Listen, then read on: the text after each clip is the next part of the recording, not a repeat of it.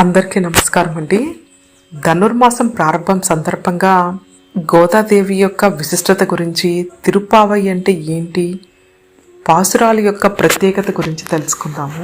ధనుర్మాసంలో వైష్ణవ ఆలయాల్లో ప్రతిరోజు తెల్లవారుజామున తిరుప్పావై నిర్వహిస్తారు. తిరుమల శ్రీవారి ఆలయంలో కూడా ధనుర్మాసం 30 రోజులు సుప్రభాత సేవకు బదులుగా తిరుప్పావై నిర్వహిస్తారు. గోదాదేవి జన్మించిన ఆండాల్ భగవంతుణ్ణి భర్తగా భావించి ఆయన్ను చేరుకోవడానికి సంకల్పించిన వ్రతమే తిరుప్పావై. తిరు అంటే శ్రీ అని, పావై అంటే పాటలు లేదా వ్రతమని అర్థం. తిరుప్పావైలో 30 పాసురాలుంటాయి. పాసురం అంటే ఛాందోబద్ధంగా ఉన్న పాటలు. ఆండాల్ అపురూప భక్తి పారవస్యాన్ని శ్రీకృష్ణ దేవరాయలు ఆముక్త మాల్యద అనే గ్రంథంగా అందించారు. గోదాదేవి రచించిన 30 పాసురాలు మంచి అలవాట్లతో జీవించమని, తోటి వారికి సహాయపడమని, భగవంతుని తప్పనిసరిగా ఆరాధించమని సూచిస్తాయి. ఒక్కో పాసురం ఒక్కొక్క రోజు చొప్పున 30 రోజులు గానం చేస్తారు. మొదటి 5 పాసురాల్లో తిరుప్పావై ముఖ్య ఉద్దేశాన్ని తెలియజేస్తాయి. చిత్తశుద్ధితో భగవంతుని ప్రార్థిస్తే వానలు కురుస్తాయని, పంటలు బాగా పండుతాయని, దేశం సుభిక్షంగా ఉంటుందన్న విషయాన్ని తెలియజేస్తాయి. అలాగే ఈ మాసంలో శ్రీకృష్ణుని పూలతో పూజిస్తే పాపాలు నశిస్తాయని గోదాదేవి విన్నవిస్తుంది. గోదాదేవి చెలులతో కలిసి వనంలో పూలు సేకరిస్తూ పల్లె వాతావరణాన్ని వర్ణించే అంశాలుంటాయి.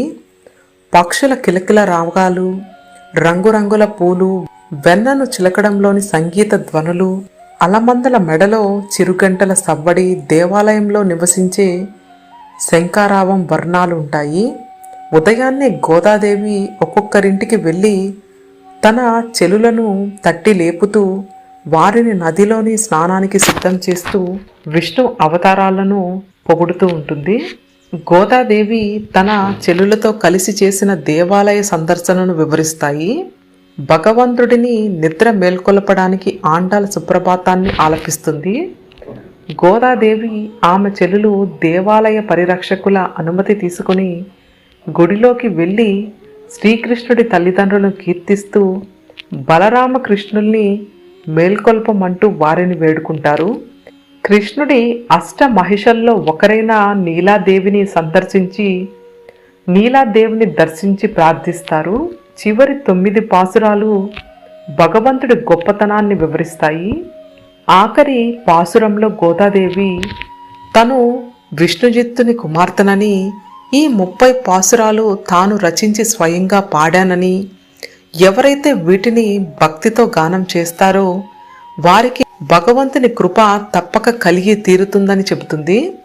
ముఖ్యంగా వివాహం కావలసిన అమ్మాయిలు ఈ కీర్తనలు గానం చేస్తే తప్పకుండా కళ్యాణ యోగం కలుగుతుందని తిరుప్పావై ఫలశ్రుతిలో గోదాదేవి తెలియజేసింది.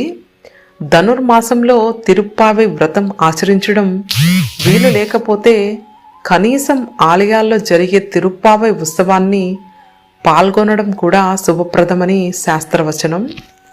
కనుక ఎంతో పవిత్రమైన ఈ ధనుర్మాసంలో తిరుప్పావై వ్రతాన్ని ఆచరించడం లేదా తిరుప్పావై పఠనం చేసి ఆ దేవదేవుడి యొక్క కృప మనందరి మీద ఉండాలని కోరుకుందాము. ఓం నమో నారాయణాయ. ఓం నమో భగవతే వాసుదేవాయ. గోవింద హరి గోవింద.